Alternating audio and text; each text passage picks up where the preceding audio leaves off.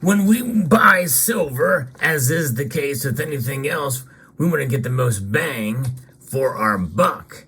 And we're going to talk about 5 different types of silver coins that you should never buy for stacking. Let's explore.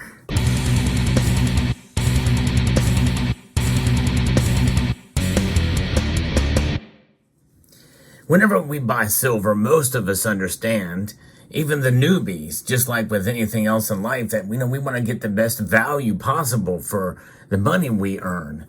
And the money we earn, we work hard for. Time is money, and money represents the time that we put into our labor.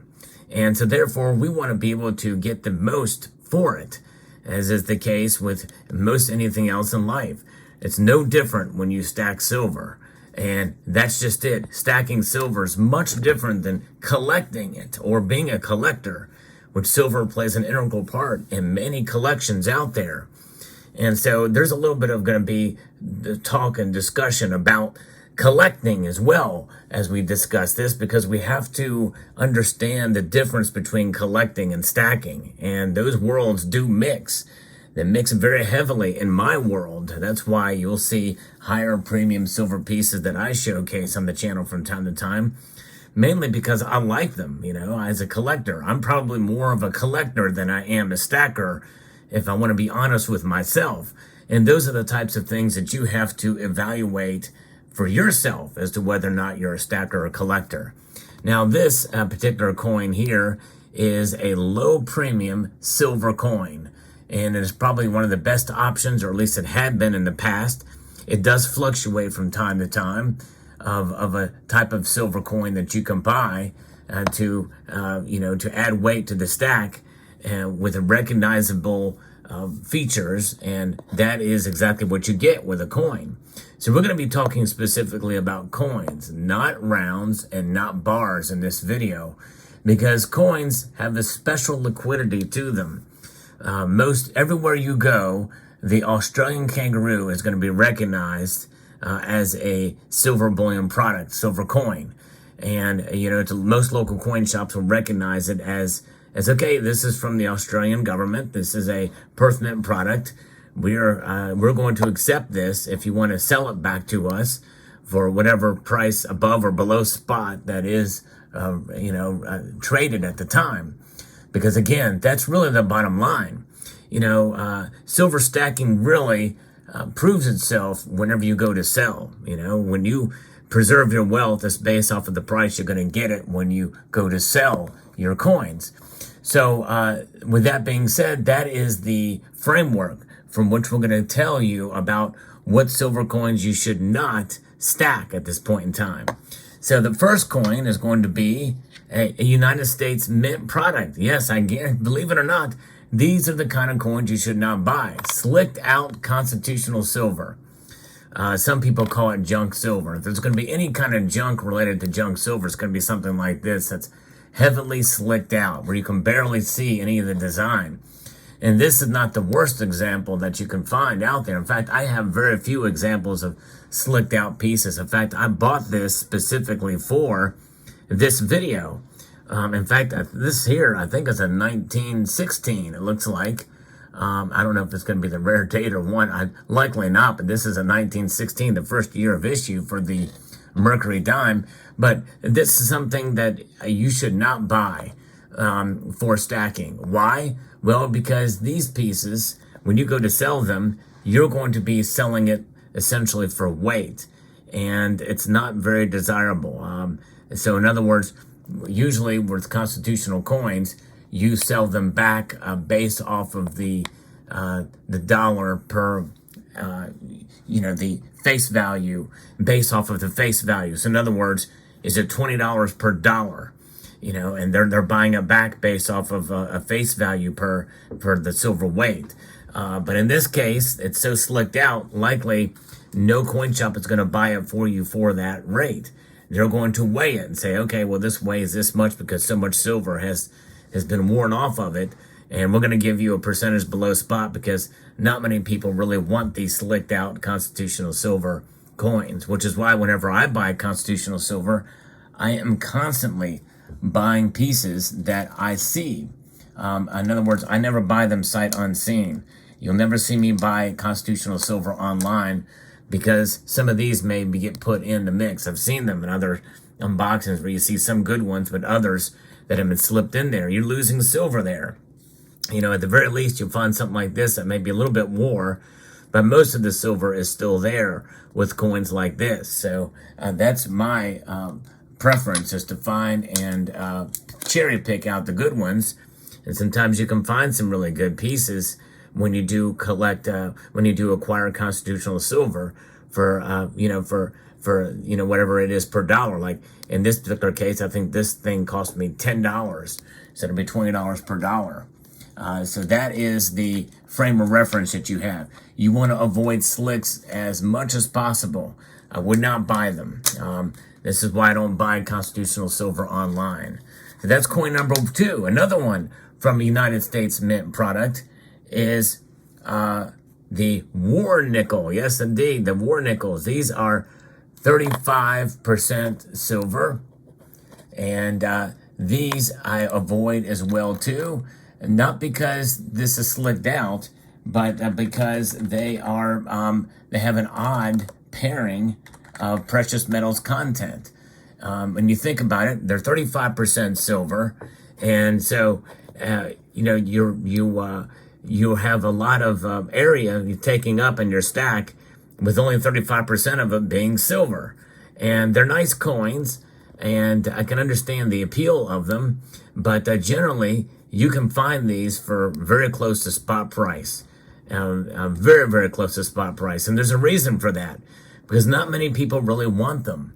And so when you go to sell them back to a local coin shop or what have you, they're going to give you a far less than spot for it. And when you think about it, you stack these up, it takes up, the space of a regular nickel, which obviously nickels have 75% copper, 25% nickel.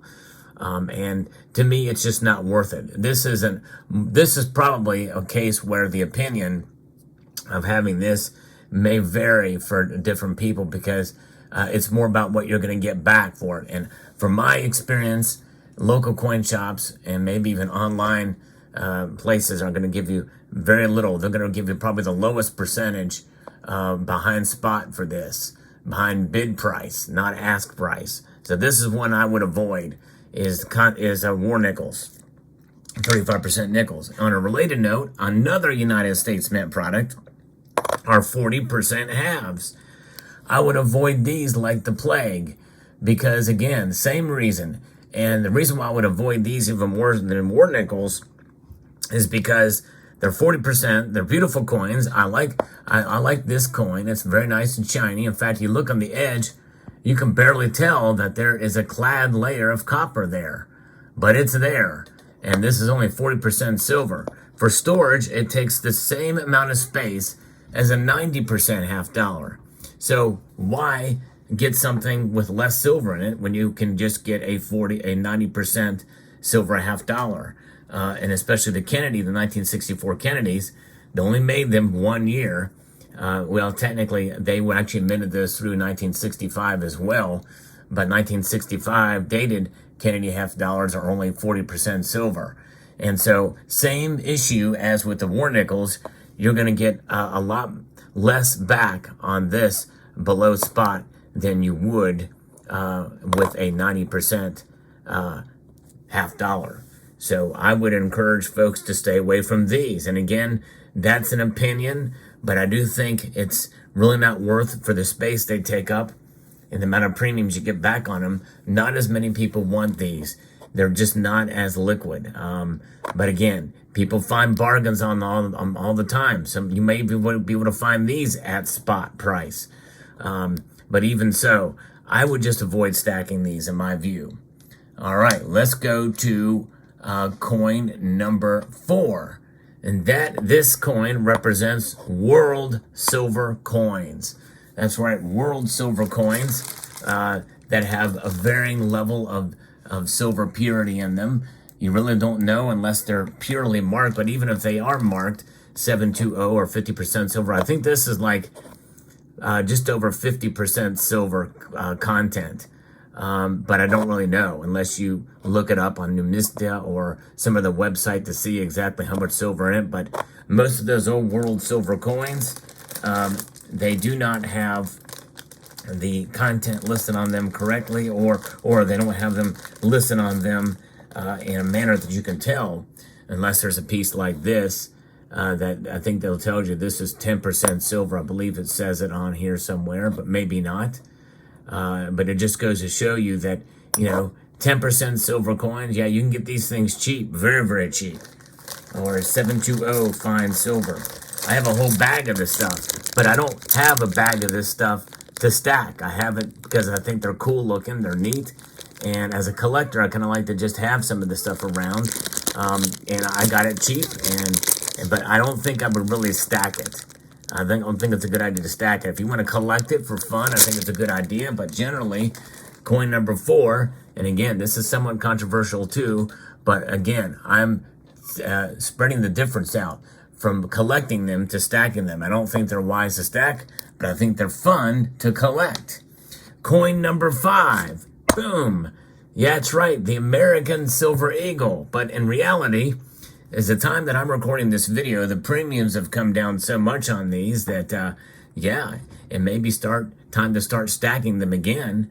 And so the American Silver Eagle, or another higher premium, high demand bullion coin that's out there, where there's not enough of them being produced to make supply, there can be some squeezes, essentially, on certain silver coins.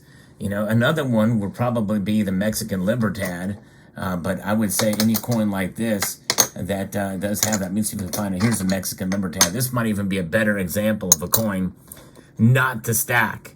As beautiful as it is, these coins have a high premium, a very, very high premium. They don't mint but so many of them. I think 300,000 a year, and they're high in demand, and so people collect them. Or stack them. Stacking them, I don't think is wise. Collecting them, I think, is another story. In fact, some of these pieces, if you can turn them around for a profit by stacking them, well, by all means. In fact, the one thing about Silver Eagles is even backdated Silver Eagles that you bought at a lower premium at one point in time, well, they were taking them back for about $10 above spot. Folks, that's not stacking, that's profiting. So there's a difference. If you can profit on some of these stackable, collectible silver coin or stacker coins, bullion coins, then by all means, go for it.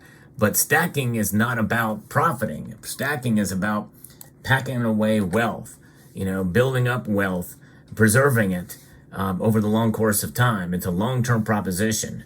So understand the difference there between those as well. So there you have it. Let's take a look at all of these coins together. In fact, I'm going to put this is more of a appropriate measure here, but we have, these are the 5 coins that are not advisable to stack. Yes, indeed. Let me know what your thoughts are in the comment section down below. Hope you found this video informative, educational, and inspirational. And I'd like to extend a multitude of gratitude to you all for watching and encourage you to please rate, share, comment, and subscribe.